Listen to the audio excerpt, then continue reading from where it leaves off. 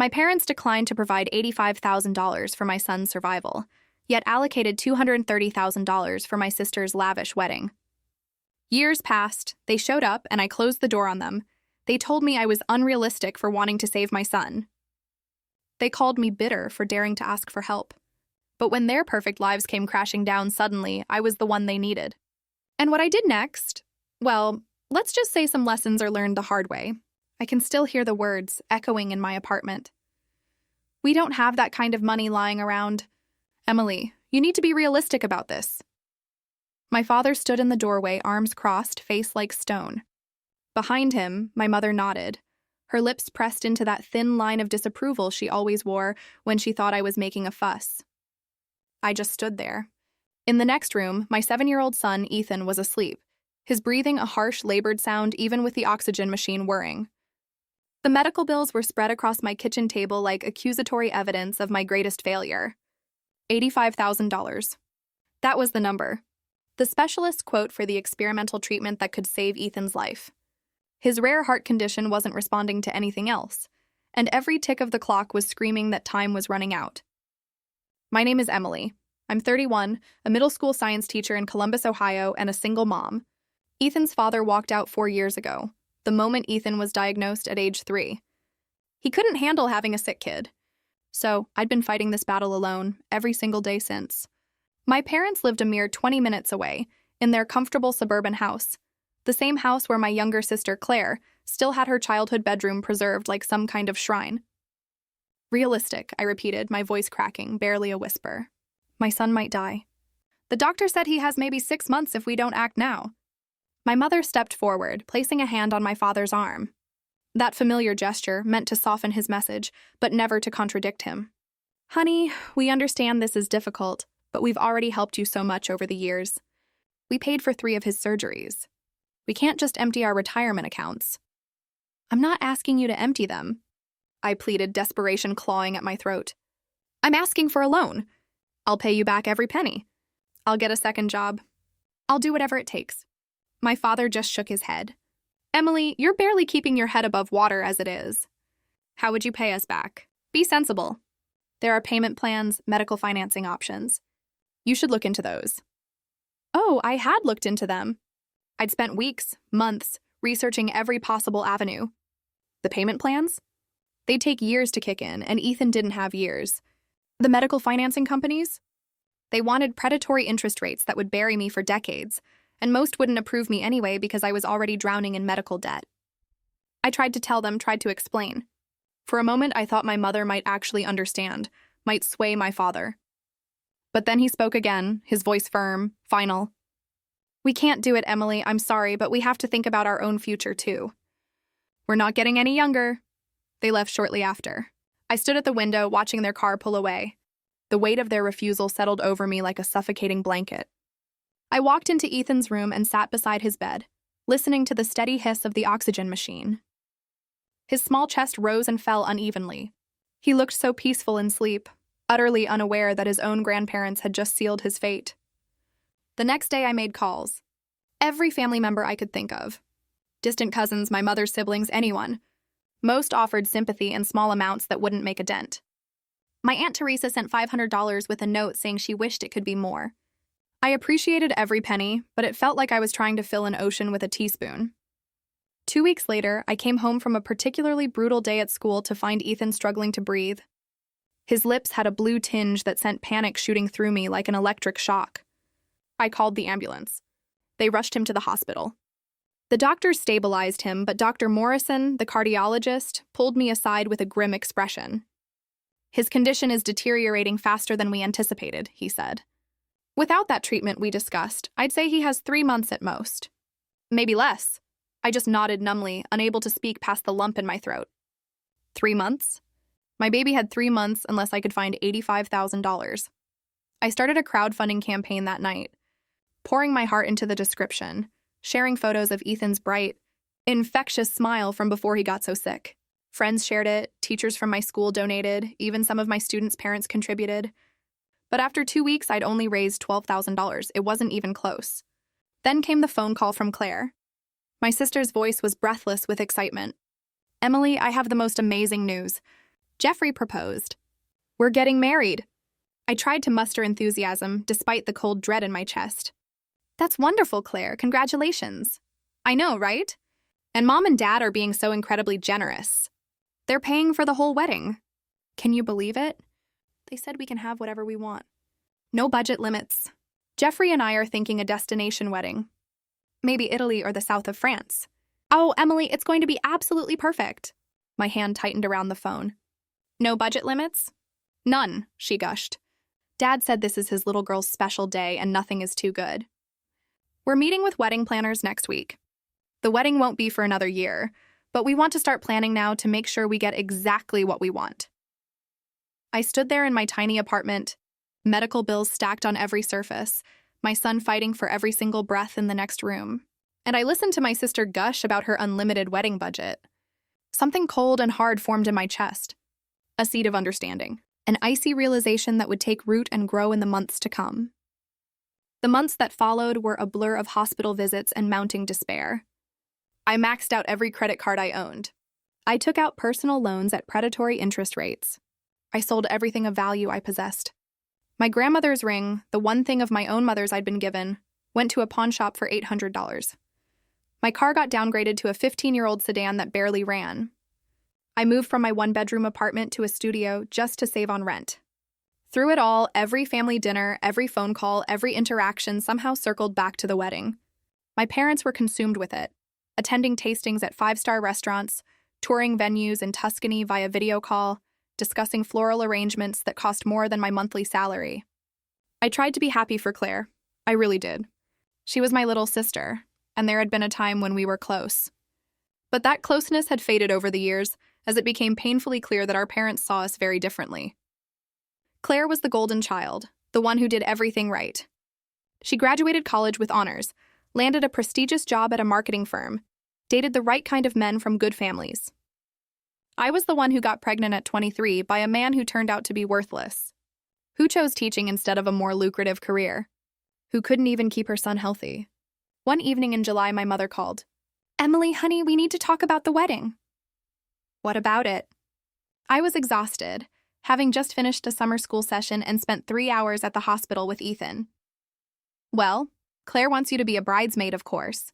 But the dresses are going to be about $300, and we need you to order yours soon. $300. I did the math in my head. That was almost enough for 2 weeks of Ethan's medications. I don't know if I can afford that right now. There was a pause. Emily, this is your sister's wedding. I know that things are really tight. Ethan's medical expenses. You're always talking about Ethan's medical expenses. My mother interrupted, her voice taking on a sharp edge. I understand he's sick, but life goes on for the rest of us. This is Claire's special day. I closed my eyes. Can I think about it? The deadline for ordering is next week. Claire has her heart set on having you in the wedding party. After we hung up, I sat in the dark of my studio apartment and just cried. How had it come to this? How had my family become so blind to what was happening? My son was dying, and they were worried about bridesmaid dresses and seating charts. Ethan's condition continued to decline. The experimental treatment was no longer an option. We'd missed the window. The doctors shifted to palliative care, focusing on keeping him comfortable. Every day I watched my son fade a little more, his bright spirit dimming along with his physical strength. He stopped asking when he could go back to school. He stopped talking about wanting to be a scientist when he grew up. He knew. In the way children somehow know, he understood he was running out of time. I took a leave of absence from teaching to be with him. My principal was understanding, but it was unpaid leave, which meant my already precarious financial situation became catastrophic. I applied for every assistance program, every grant, every charity I could find. Most had waiting lists months long, or criteria I didn't meet. In September, 5 months after my parents refused to help, Claire's bachelorette party happened. My mother called to tell me all about it.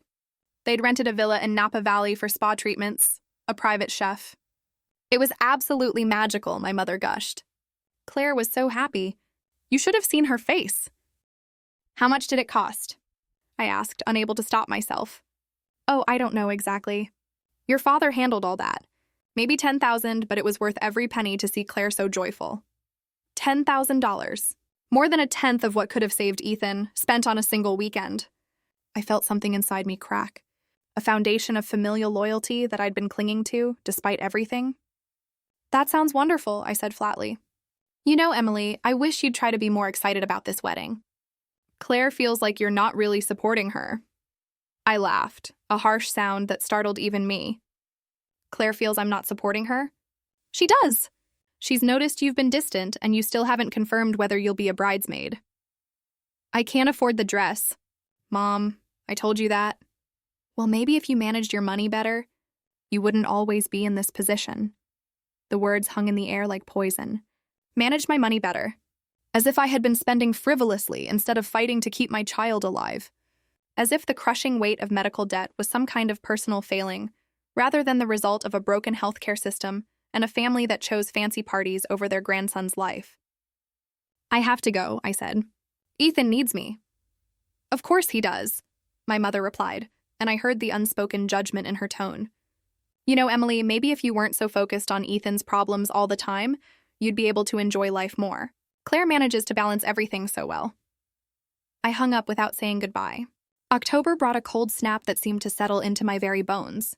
Ethan was in and out of the hospital, his small body fighting a battle it couldn't win. The doctors spoke in hushed tones about weeks, not months. I spent every moment I could beside his bed, reading him his favorite books, telling him stories about what heaven might be like, holding his hand through the pain. My parents visited occasionally, usually on their way to or from some wedding-related appointment. They'd stay for 20 minutes, pat Ethan's hand awkwardly, and leave with expressions of relief. It was hard to watch their discomfort around their dying grandson. Hard to see how eager they were to escape back to the happier world of wedding preparations. Claire came once. She stood in the doorway of Ethan's hospital room, perfectly dressed in designer clothes that probably cost more than my rent, and barely made it 5 minutes before claiming she had to leave for a dress fitting. He's so thin, she whispered to me in the hallway, as if this was news, as if I hadn't watched my son waste away day by day. Yes, I said simply. It must be so hard for you. She touched my arm in a gesture that might have been meant as comfort, but felt performative. But you're so strong, Emily. You always have been strong. I'd heard that word so many times in the past year, usually from people who were relieved they didn't have to be. Strong enough to handle this alone? Strong enough not to need help. Strong enough to watch your child die while your family spent a fortune on a party. The wedding is in 3 weeks, Claire continued. I really hope you'll reconsider being a bridesmaid. It would mean so much to me, and it might be good for you. You know, a chance to celebrate something happy, to have a break from all this. A break? As if I could take a vacation from my son's death. As if I could put on a smile and an overpriced dress and pretend everything was fine, while Ethan fought for every breath. I'll think about it, I lied, because it was easier than explaining how her words made me feel. The wedding invitations had arrived at my apartment 2 months earlier. Heavy cardstock with gold embossing. The invitation suite alone probably cost $50 per guest. I did the math automatically now, converting everything into medical treatments we couldn't afford. The invitations could have been a month of physical therapy. The venue deposit could have been a year of medications. I learned later that the final cost of Claire's wedding was $230,000. $230,000. The number echoed in my head like a silent scream. They'd spent nearly 3 times what could have saved Ethan's life on a single day of celebration. The venue alone cost $80,000, roughly what I begged for. The flowers were $15,000. The food was $40,000. The dress was $12,000. I learned these numbers gradually, through overheard conversations and my mother's casual mentions. She had no idea what each figure did to me, how every dollar amount felt like a knife wound. Or maybe she did know and simply didn't care. 2 weeks before the wedding, Ethan had a particularly bad day. His heart was giving out. The monitors screamed their warnings, nurses rushing in. I stood beside his bed, gripping his small hand, and watched the medical team fight to stabilize him. They succeeded, but Dr. Morrison pulled me aside afterward. Emily, he doesn't have much time left. Days, maybe a week. I think you should consider calling family, anyone who might want to say goodbye. I called my parents. My father answered, sounding distracted. Emily, we're right in the middle of the rehearsal dinner preparations. Can this wait? Ethan is dying, I said, my voice hollow. The doctor says days at most. There was a pause. Then, oh, Emily, I'm so sorry. Do you need us to come? Do I need you to come? My son, their grandson, was dying, and he was asking if I needed them to come. Yes, I said. I think Ethan would want to see you. Of course, we'll try to stop by tomorrow. We have the final venue walkthrough in the afternoon, but maybe in the morning. They came the next day, arriving at 10 a.m. with Starbucks cups in their hands. They stayed for 15 minutes. Ethan was barely conscious. His breathing labored even with the oxygen turned to maximum. My mother cried a little, dabbing at her eyes with a tissue that probably cost more than Ethan's breakfast. My father stood stiffly by the door, checking his watch twice. We have to go, he finally said. The florist is expecting us at 11. The florist, I repeated numbly. For the centerpieces, it's important we get this right. There's no time for mistakes this close to the wedding. He seemed oblivious to the brutal irony of his words. Standing in a room where the ultimate mistake, choosing flowers over family, was about to claim its final victim. They left with promises to come back soon. Promises I knew they wouldn't keep. Claire never came to say goodbye to her nephew. She was too busy with last-minute wedding emergencies, like the fact that the string quartet she'd hired had a cellist who'd fallen ill and been replaced. This was apparently a crisis worth multiple frantic phone calls. Ethan died on Tuesday morning, 3 days before Claire's wedding. He slipped away quietly in his sleep, his small hand in mine. The nurse who pronounced him dead cried more than my parents would when I called to tell them. My mother's first words after I told her Ethan was gone. Oh no. Oh, Emily, no. What terrible timing. Terrible timing? Because the funeral would interfere with the wedding. The grief was overwhelming, a suffocating wave, but beneath it, I felt something else growing. A cold, patient understanding. They'd made their choice. Now I would make mine. The funeral was scheduled for Friday, 2 days before Claire's Sunday wedding. I didn't ask my parents to change the wedding date. I didn't ask Claire to postpone. I knew what the answer would be, and I didn't have the energy to hear them explain why their party was more important than my son's burial. What I didn't expect was for them to ask me to change the funeral. My mother called Wednesday evening. Emily, honey, we need to talk about the funeral arrangements. I was sitting in Ethan's room surrounded by his things. His favorite dinosaur poster. His collection of rocks he'd found at the park. The science kit I bought him last Christmas that he'd been too sick to use. Well, Friday is really difficult for us. We have the wedding rehearsal that afternoon and the rehearsal dinner in the evening. It's all scheduled, deposits paid. Could you possibly move the funeral to Thursday, or maybe next week? I stared at the wall, unable to process what I was hearing. You want me to change my son's funeral because it conflicts with a wedding rehearsal? It's not just rehearsal, Emily. It's the whole schedule. We have out-of-town guests arriving. Jeffrey's family flying in from Atlanta. Your father is giving a toast at the dinner. We can't miss it. Ethan is your grandson, and we'll be there to honor him. Of course, we will. But Thursday would work so much better for everyone. The funeral home should be able to accommodate the change. Everyone? My voice came out flat, emotionless. I was beyond anger, beyond hurt. I'd entered some new territory where feeling anything seemed impossible. Everyone would be more convenient if we buried my 8-year-old son a day early so you don't miss cocktail hour. Don't be dramatic, Emily. You're making this sound worse than it is. We're trying to support this wedding. It's for your sister. I hung up. I didn't trust myself to say anything else. The funeral stayed scheduled for Friday. I arranged it myself, paid for it with money I borrowed from my principal, who'd been more supportive in the past year than my own parents. It was a small service, just 20 people. My Aunt Teresa came, some teachers from school, a few parents of Ethan's former classmates. My parents arrived 45 minutes late, dressed in clothes clearly chosen for the wedding festivities to follow.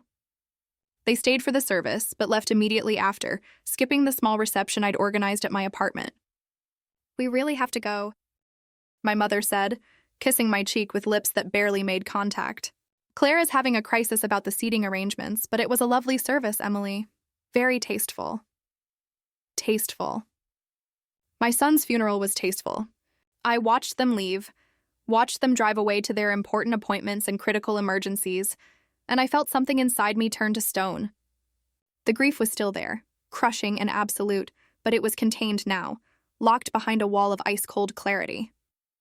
Saturday, I spent alone in my apartment, surrounded by sympathy cards and medical bills.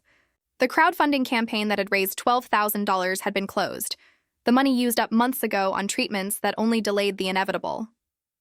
I owed $73,000 in medical debt, had maxed out credit cards totaling another $25,000, and my rent was 2 months overdue. Ethan's death hadn't ended my financial nightmare. It had just made it pointless. My phone buzzed with messages from distant relatives and friends, asking if I was okay, if I needed anything. I didn't respond. What I needed was impossible. I needed my son back. I needed my parents to have been different people. I needed to wake up and discover the past year had been a nightmare. Sunday morning. Claire's wedding day. I woke at dawn. I hadn't planned to think about it. I hadn't wanted to acknowledge it was happening, but my phone lit up with a text from my mother. Wish you were here to share this special day. Claire looks absolutely stunning. I stared at that message for a long time. Wish you were here? As if I'd simply chosen not to attend. As if I was missing it because of a scheduling conflict rather than because I'd buried my son 2 days earlier. I got dressed and went for a walk. Columbus was beautiful in late October, leaves turning golden red. Ethan had loved autumn. We'd planned to go to the pumpkin patch this year, just one more thing that would never happen. My phone continued buzzing throughout the day. Photos from the wedding. My mother had added me to some kind of group chat with extended family. I watched the images load one by one. The venue in Tuscany, photographed at golden hour. Claire in her designer gown, a dress that cost more than most people's cars. The floral arrangements elaborate and excessive. The 5-tier cake. The champagne tower. The string quartet playing on a terrace overlooking Vineyard Hills. $230,000 of celebration, while my son's body lay in a cemetery where I couldn't even afford a proper headstone yet. I scrolled through the photos with a strange sense of detachment. Everyone looked so happy. My father in his tuxedo, beaming with pride. My mother, elegant in her mother of the bride dress that probably cost $3,000. Claire and her new husband, faces glowing with joy and possibility. Extended family members I'd called begging for help, now dressed in their finest, celebrating with champagne that cost more per bottle than they donated to Ethan's treatment fund. One photo showed my parents dancing, my mother's head thrown back in laughter. The caption read, "Best day ever." So blessed. I set my phone down and walked to the bathroom. I looked at myself in the mirror. I'd lost 15 pounds in the past month. My eyes were sunken, circled with dark shadows. I looked like I'd aged 10 years. I looked like someone who'd watched their child die while their family partied. That night, alone in my studio apartment, I made myself a promise. This wasn't over. They thought they could discard Ethan's life, discard me, and move on to their happy celebrations without consequence. They thought their money, their social standing, their self-centered priorities could insulate them from accountability. They were wrong. I didn't know how yet, but I would make them understand what they'd done. I would make them feel a fraction of what I'd felt. Not revenge exactly, justice, a reckoning. I pulled out a notebook and started writing down everything. Every conversation, every refusal, every dollar amount. I documented the timeline. When I'd asked for help, when they'd refused, when Claire's wedding planning began, when Ethan died. I wrote down who'd been at the funeral, who hadn't. I noted every expense my mother had mentioned for the wedding. I wasn't sure what I'd do with this information, but I knew I needed it. Evidence. Proof. A record of everything that had been taken from Ethan, from me. My phone buzzed again. Another text from my mother. Home from Italy. Exhausted, but so happy. Claire and Jeffrey's first dance was magical. I'll send you the video, I typed back. Glad you had a good time. 3 dots appeared, disappeared, appeared again. Finally, we'll come by next week to check on you. I'm sure you're feeling better by now. Feeling better. As if grief worked on a schedule. As if 1 week after your child's death, you were expected to be recovered and ready to hear about how magical someone else's party was. I didn't respond. The weeks after the wedding passed in a gray haze. I returned to work, moving through my days like a ghost. My students were kind, softer with me than they'd ever been. The administration had granted me extended bereavement leave, but I declined. I needed the structure. Needed something to fill the hours that used to be consumed by doctor appointments and medication schedules and hope. My parents called occasionally, brief check-ins that felt more like obligations than genuine concern. How are you holding up? They'd ask, and then filled the silence with updates about Claire's honeymoon, about remodeling projects they were planning, about holiday plans. They never mentioned Ethan. It was as if he'd never existed, as if acknowledging his absence might spoil their good mood. Claire sent a single text. I'm sorry about everything. I hope we can move past this. Move past this. Move past watching my son die. Move past being abandoned by my family. Move past the fact that she'd had a $250,000 wedding while my child suffocated to death because we couldn't afford treatment. I didn't respond to that either. In December, 2 months after Ethan's death, my parents invited me to Christmas dinner. I almost declined, but curiosity got the better of me. I wanted to see them, to understand how they lived with what they'd done. Their house was decorated like something from a magazine spread. A 12-foot tree, professionally decorated, garlands and lights on every surface. The smell of expensive catering filled the air. Claire and Jeffrey were already there when I arrived, looking tanned and relaxed from their honeymoon in Bali. Emily, my mother hugged me, her perfume overwhelming. I'm so glad you came. We've missed you. I stood stiffly in her embrace. Thank you for inviting me. Dinner was elaborate. Prime rib, lobster tails, sides I couldn't name. Wine that my father proudly announced cost $200 a bottle. Everyone talked and laughed, sharing stories from the wedding, from the honeymoon, from their comfortable lives. I sat quietly, pushing food around my plate. Emily, you're so quiet, Claire said, her voice carrying that concerned tone that didn't quite reach her eyes. Are you okay? I'm fine. You know, Jeffrey and I were thinking, maybe you should consider moving somewhere else. A fresh start might help you heal. Columbus has too many sad memories now. I looked at her, at this woman who was my sister in name only. Where would I go? I don't know. Somewhere cheaper, maybe. I know you're struggling financially. Jeffrey's company has an office in Kansas City. Cost of living is much lower there. We could help you find something. Help me move away. Remove the uncomfortable reminder of their choices. I'll think about it, I said, another lie. My father cleared his throat. Emily, your mother and I have been discussing your situation. We think you need to consider bankruptcy. It's the responsible thing to do, given your debt. Bankruptcy for your medical bills. You'll never pay them off on a teacher's salary. Better to just wipe the slate clean and start over. Start over. As if Ethan was a mistake to be corrected, a financial error to be written off. We could help you find a good bankruptcy attorney, my mother added. Your father knows several. I set my fork down carefully. You know what would have helped? $85,000 15 months ago. The table went silent. Claire looked at Jeffrey uncomfortably. My mother's smile froze in place. Emily, my father said, his voice carrying a warning. We've been over this, have we? Because I don't remember us ever really discussing it. You said no, and that was it. We made a difficult decision based on our financial situation. Your financial situation? I gestured around the room.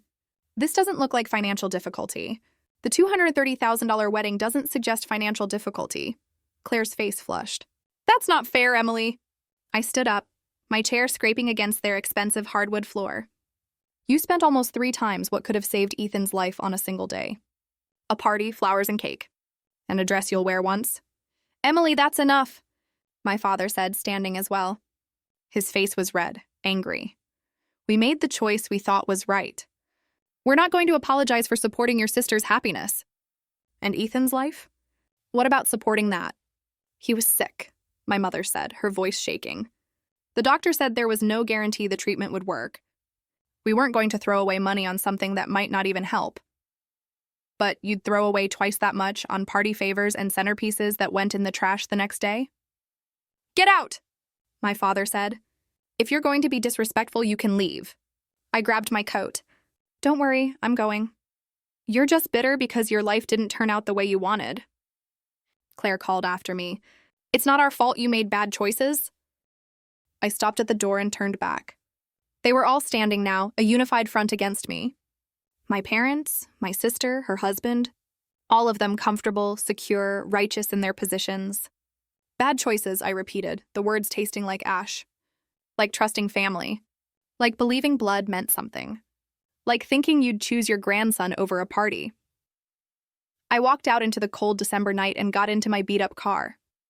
I sat there for a moment, watching through the window as they settled back down to their expensive dinner, probably already dismissing me as dramatic, unstable, ungrateful. That was the last time I spoke to any of them for 4 years. Life continued, because that's what it does.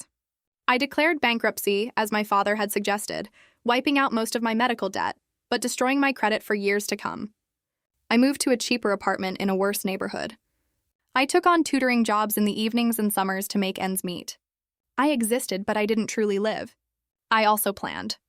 I couldn't touch them yet. I was too powerless, too broken, too consumed with grief and survival. But I was patient. I watched from a distance, following their lives through social media accounts they didn't realize I could still see. I documented everything, adding to my notebooks. I waited. Claire got pregnant a year after her wedding. My mother posted constant updates about the pregnancy, the baby shower, the nursery preparations. The baby, a girl named Sophia, arrived healthy and perfect. The photos showed my parents beaming, holding their first grandchild. As if Ethan had never existed. As if Sophia was their first and only. I saw one comment on my mother's Facebook post from a distant cousin. "Your first grandchild.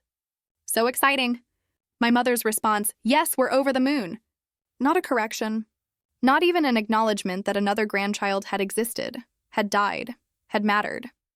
Ethan had been erased from the family narrative. I took a screenshot and added it to my collection. 2 years after Ethan's death, I went back to school. Online classes at night, working toward a master's degree in education administration. I was promoted to assistant principal after 3 years. The salary was good. I was building something slowly and deliberately. I also started saving money. Every extra dollar went into a separate account, one I never touched. I didn't know what I was saving for exactly, but I knew I'd need resources eventually. Power required capital. During those years, my parents tried to reach out occasionally. Birthday cards with generic messages. Christmas gifts sent through the mail, usually gift cards to stores I didn't shop at. My father called once to tell me they'd set up a small college fund for Sophia and wondered if I wanted to contribute. I hung up on him. Claire sent a birth announcement when she had her second child, a boy named Jackson. The card featured a professional photo of their perfect family, expensive clothes, and genuine smiles. On the back, someone had written, "Hope you're doing well," as an afterthought. I kept every card, every announcement, every casual dismissal, evidence. 4 years after Ethan's death, I was principal of a successful middle school, earning enough to live comfortably. Though I still kept my lifestyle modest, I'd rebuilt myself from nothing. Created a life that had purpose and meaning, even without the person who'd given it both. I'd also continued following my family's activities. Claire's husband, Jeffrey, had been promoted to vice president at his company. They'd bought a larger house in an exclusive neighborhood. My parents had taken up golf, joining an expensive country club. They traveled frequently, posting photos from beaches and European cities. Life was good for them. Better than good. Then, in early spring, something changed. I got an email from an address I didn't recognize. The subject line read, "Important Family Matter." I almost deleted it as spam, but something made me open it. "Emily, this is your Aunt Teresa. I'm reaching out because I thought you should know that your father lost his job 3 months ago. He's been trying to keep it quiet, but the situation is serious. His entire retirement account was invested in his company's stock, which collapsed when the company went bankrupt. Your parents have lost almost everything. They're facing foreclosure on their house. I know you and they aren't close, but I thought you'd want to know. Your father is too proud to ask for help, but they need it. Please call me if you can. Love, Teresa." I read the email 3 times. Then I went to my computer and started searching. It didn't take long to find the news articles. The company my father had worked for, a regional manufacturing firm, had been caught in a massive fraud scandal. The CEO was facing federal charges. The company had declared bankruptcy, and thousands of employees had lost their jobs and their retirement savings. My father's name appeared in several articles as one of the senior executives who'd lost everything. I sat back and stared at the screen. After all these years, after building their comfortable life on the grave of my son's memory, they'd lost it all. Karma, some might call it. Justice, others would say. I didn't have a name for what I felt. It wasn't satisfaction exactly. It was more like recognition.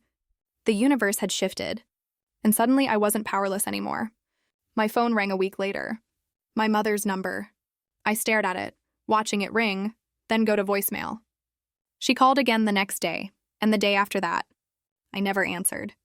Then came a knock on my door one evening in May. I looked through the peephole and saw my father standing there. He looked older than I remembered, grayer, thinner, diminished. I opened the door but left the chain engaged. "Emily," his voice cracked on my name. Please, we need to talk. Can I come in? No, he flinched. I know things have been difficult between us. I know we've made mistakes, but we're family. We need help. I lost my job, you probably heard. We're in serious financial trouble. The house is in foreclosure. Your mother's medical insurance ran out, and she has some health issues that need addressing. We're asking our daughters for help. Claire and Jeffrey are doing what they can, but they have their own family to support. We thought maybe you could contribute something, even a small amount. A loan, perhaps, that you could pay back when your situation improves. I stared at him through the gap in the door. When my situation improves? I know you're doing better now. I saw online that you're a principal. That must pay well. We wouldn't ask if we weren't desperate. Desperate? I said softly, the word tasting strange in my mouth. That's interesting. I remember being desperate once. His face colored. Emily, please. This isn't the time to dredge up the past, isn't it? I smiled, and it wasn't a kind expression. You're asking me for money because you're facing financial ruin. That sounds familiar. This is different. We're your parents and Ethan was your grandson. The silence stretched between us like a chasm. How much do you need? I finally asked. Hope flared in his eyes, desperate and immediate. We owe about $90,000 on the house. If we could come up with that amount, we could keep it. But anything would help. Even $20,000 or $30,000 would give us time to figure something out. $90,000. More than what could have saved Ethan. I felt something cold and final settle in my chest. I'll think about it, I said, and closed the door in his face. Behind the closed door, I leaned against the wall and smiled. Finally, after 4 years of waiting, of planning, of building myself back up from nothing, the opportunity I'd been waiting for had arrived. Now came the reckoning. I didn't contact my parents for 2 weeks. Let them wait. Let them wonder. Let them feel the anxiety of uncertainty. Every day that passed, their situation grew more dire. I knew this because I'd started checking the public foreclosure listings. Their house, the house I'd grown up in, was scheduled for auction in 45 days. During those 2 weeks, my mother called 17 times. My father called 9. Claire sent 3 lengthy text messages, explaining how our parents had always done their best, how they were good people who'd made some mistakes, how family was supposed to forgive and help each other. The irony was apparently lost on her. I responded to none of them. Instead, I did research. I looked into their financial situation as thoroughly as I could from the outside. The house was worth about $320,000, and they owed $90,000. They had equity, but not enough to start over somewhere nice. They'd have to move to a modest apartment, maybe in a less desirable area. They'd have to learn to live on Social Security and whatever my father could scrape together from a new job, if anyone would hire a 63-year-old disgraced executive. It would be hard for them. Humbling. A complete reversal of the comfortable life they'd built. But they'd survive. That was the difference between their situation and what Ethan had faced. They weren't going to die. They were just going to be uncomfortable. On the 15th day, I finally called my father back. Emily! He sounded breathless, desperate. Thank God. I was so worried you wouldn't call. I've been thinking about your request, I said. I could hear the hope in his voice, pathetic and naked. I want to meet all of you. You, Mom, and Claire. We need to have a conversation. Of course, of course. When, where? We can come to you or we can meet somewhere neutral. Whatever you prefer. My apartment. Saturday at 2 p.m. We'll be there. Thank you, Emily. You don't know what this means to us. I hung up without responding. Saturday arrived, cold and gray. Appropriate weather for what I had planned. I'd spent the morning arranging chairs in my small living room, setting out a folder on the coffee table. I'd printed documents, organized them chronologically. Everything was ready. They arrived at exactly 2 p.m., all 3 of them. My father looked worse than he had at my door, his suit hanging loose on a frame that had lost weight. My mother seemed to have aged a decade, her hair more gray than I remembered, her face lined with worry. Claire looked uncomfortable, dressed too formally for my shabby apartment, clutching her designer purse like a shield. Emily, my mother said, moving as if to hug me. I stepped back. Sit down. They arranged themselves on my second-hand couch, sitting close together like children called before a principal, which I suppose they were. I remained standing. You asked me for $90,000. We know it's a lot, my father started. But we're prepared to offer collateral, to sign a formal loan agreement. We'd pay you back with interest. How? I asked flatly. You have no income. Mom doesn't work. What would you use to pay me back? I'm looking for work. Something will come through. At 63 with your reputation attached to a fraud scandal? He flinched. That wasn't my fault. I had no idea what the CEO was doing. Ignorance isn't innocence. You were a senior executive. You should have known. I picked up the folder from the coffee table. But we're not here to discuss your career failures. We're here to discuss your request for money. Will you help us? My mother asked, her voice small. That depends. I have some questions first. I opened the folder and pulled out the first document. Do you remember this conversation? May 16th, 4 years ago. I came to you and asked for $85,000 to pay for Ethan's treatment. My mother's face went pale. Emily, we've been over this. Have we? Because I don't think we have. Not really. Not honestly. I held up the document, a printout of my original crowdfunding page with the treatment cost clearly listed. $85,000. You told me you couldn't afford it. That you had to think about your own retirement. That I needed to be realistic.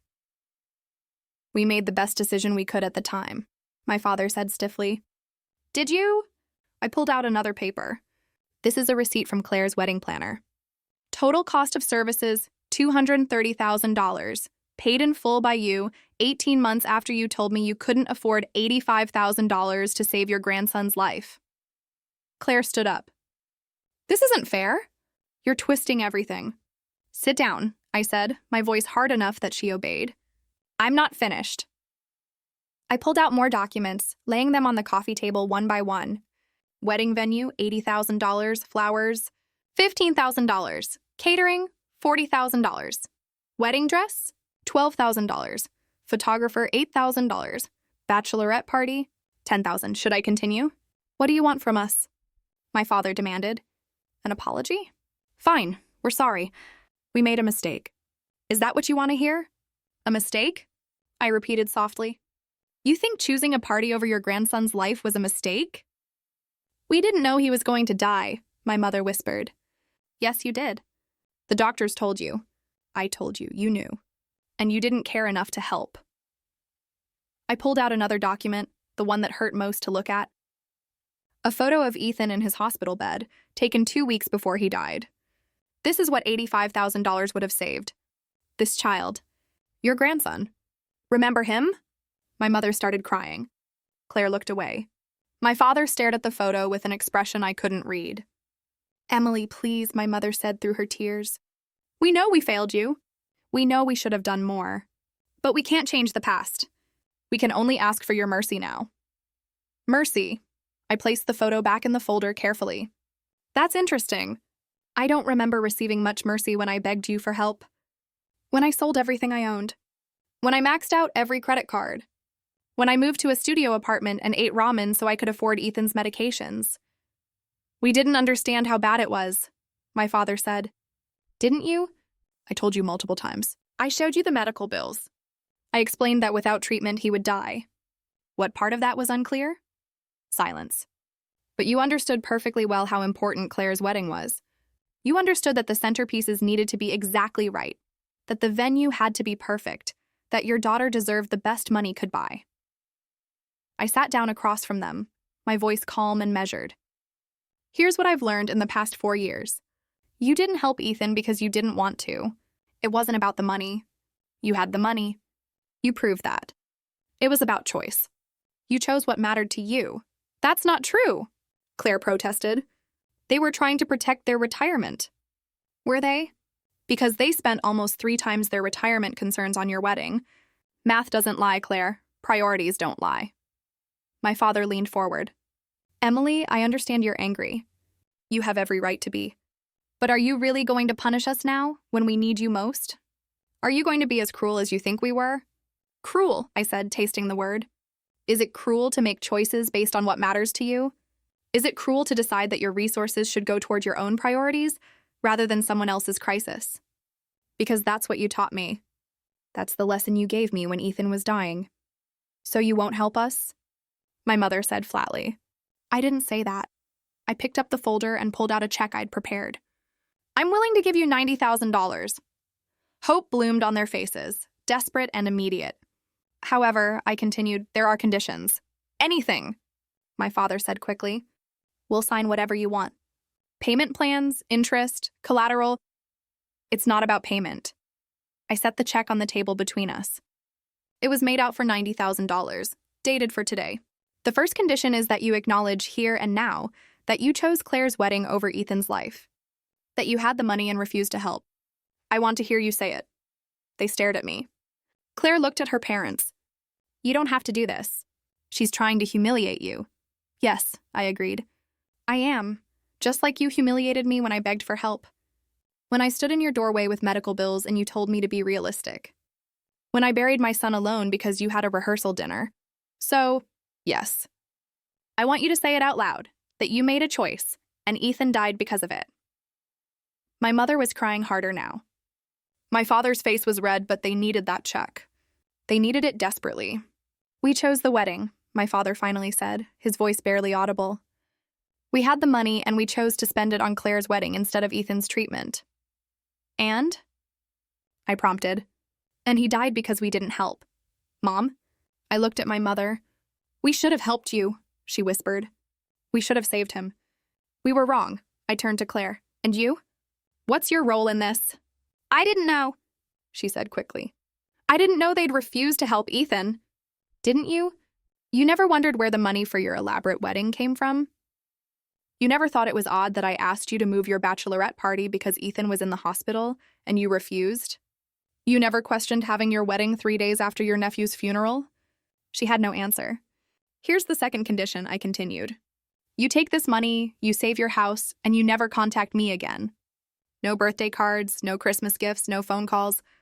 You remove me from your lives completely, the way you removed Ethan from your memories. You go back to pretending I don't exist. Emily, you can't mean that, my mother said. We're family. No, I corrected her. We share DNA. Family is something else. Family shows up. Family sacrifices. Family doesn't let children die while they plan parties. I stood up and walked to my door, opening it. Those are my conditions. Take the check or leave it. You have 60 seconds to decide. They looked at each other. A silent conversation happening in glances and expressions. I watched them calculate. Watched them weigh their pride against their desperation. It took them 43 seconds. My father picked up the check. We accept your conditions, he said, his voice hollow. Good. There's a document on the table next to the check. It's a formal agreement that you'll have no further contact with me. Sign it. They signed without reading it, which told me everything I needed to know about how desperate they really were. My father's signature was shaky. My mother could barely hold the pen through her tears. Claire signed with angry, sharp strokes, her face red with suppressed rage. When they finished, I collected the document and handed them the check. You can go now. Emily, my father started, but I cut him off. You agreed to the conditions. No contact means no contact. Leave. They filed out silently. My mother crying. My father's shoulders slumped. Claire walking stiffly beside them. I closed the door behind them and locked it. Then I walked to my bedroom and opened my laptop. I pulled up my bank account and looked at the balance. The $90,000 I'd just given them had been transferred from my savings this morning. That account now showed $12,000 remaining. Years of careful saving, of living modestly, of putting aside every extra penny, reduced to almost nothing. But I wasn't done. I opened my email and composed a message to my Aunt Teresa, the only family member who'd shown any real concern for me over the years. I attached a document, a letter I'd written months ago, waiting for the right time to send it. Aunt Teresa, I wanted you to know what really happened with Ethan. I've attached a complete timeline of events, including all the requests I made for help and the responses I received. I've also included documentation of the expenses my parents incurred during that same period, particularly regarding Claire's wedding. I thought the family should know the truth. Please share this with anyone you think should see it. Love, Emily. I hit send. The document I'd attached was comprehensive. Every conversation, every refusal, every wedding expense, every hospital bill, the photo of Ethan in his hospital bed, screenshots of my mother's Facebook posts calling Sophia her first grandchild, the timeline showing how my parents attended Claire's rehearsal dinner instead of Ethan's funeral reception. Everything laid out in chronological, undeniable detail. My Aunt Teresa had a large extended family network. She was the type who forwarded emails to dozens of people, who shared everything on social media. By tomorrow, everyone would know. My parents' friends, their country club, their church, their neighbors. The truth would spread like wildfire. The check I'd given them would clear. They'd keep their house, but they'd lose something more valuable: their reputation, their comfortable social standing, the image they'd carefully crafted of being generous, loving parents and grandparents. Everyone would know what they'd really chosen, what they'd really valued. A knock came at my door an hour later. I looked through the peephole and saw Claire standing there alone, her face furious. I opened the door but didn't invite her in. "You signed an agreement not to contact me." "That email you sent." "You can't do that." "You're ruining their lives." "I'm telling the truth." "There's a difference." "You're vindictive and cruel." "You're destroying them out of spite." "No," I said calmly. "I'm giving them exactly what they gave me: consequences. Actions have consequences, Claire.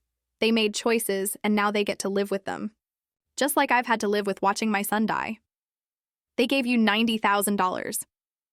They gave me back a fraction of what they stole from Ethan, from me, and they only did it because they had no other choice.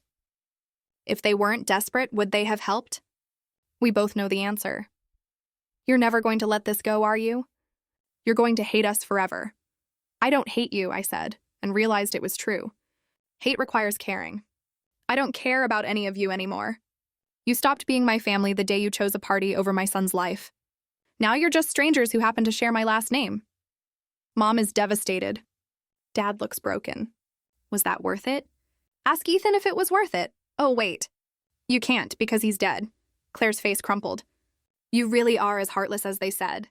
Heartless? My heart broke 4 years ago, and you weren't there to see it. You were too busy planning your perfect wedding and your perfect life, so don't talk to me about heartless. Claire, you don't get to use that word. She turned and walked away, and I closed the door for the last time on my biological family. Over the next few months, I heard through indirect channels what happened to them. My parents were indeed socially ostracized. Friends stopped calling. The country club membership was quietly not renewed. Church attendance became awkward enough that they stopped going. They kept their house, but it became a prison of sorts, a place where they lived with their choices. My father eventually found work as a consultant, making a fraction of his former salary. My mother developed anxiety issues and started therapy. Claire and Jeffrey moved to another state, putting distance between themselves and the scandal. Their Christmas cards, which had once been elaborate productions, stopped coming altogether. I heard my mother told people I was dead, that it was easier than explaining why her daughter wanted nothing to do with her. I supposed in a way I was dead to them. The daughter who'd been grateful for scraps, who'd accepted being second best, who'd swallowed her pain to keep the peace. That person didn't exist anymore. As for me, I continued building my life. I dated eventually, though carefully. I made real friends, the kind who showed up when things were hard. I traveled to places Ethan would have loved and scattered his ashes in beautiful locations around the world. I lived for both of us. The $90,000 I'd given my parents was worth it. Not because they deserved help, but because it gave me closure. I'd proven I was the better person, the one who showed mercy, even when none had been shown to me. And then I'd walked away, leaving them to live with the weight of their choices. Some might say I was cruel. That real forgiveness means letting go completely, helping without conditions. But those people never watched their child die alone while their family celebrated elsewhere. They never had to choose between electricity and medicine. They never had to bury their baby with borrowed money while knowing $250,000 had been spent on cake and flowers. I gave my parents what they'd asked for, on my terms. I'd lived up to my obligation as their daughter one final time. And then I'd close that door forever, just as they'd closed the door on Ethan when he needed them most. In the end, revenge wasn't about cruelty. It was about justice, about balance, about ensuring that consequences met actions. They taught me that family was conditional, that love had limits, that some lives mattered more than others. I simply returned their lessons, wrapped in a check they couldn't refuse and a truth they couldn't escape. And I moved forward into a future they'd never be part of, carrying Ethan's memory with me, finally at peace. What would you have done in my place? Have you ever faced a moment where you had to choose between cutting ties and sacrificing your own peace for a family that didn't deserve it? Let me know in the comments below. I'm really curious to hear your thoughts.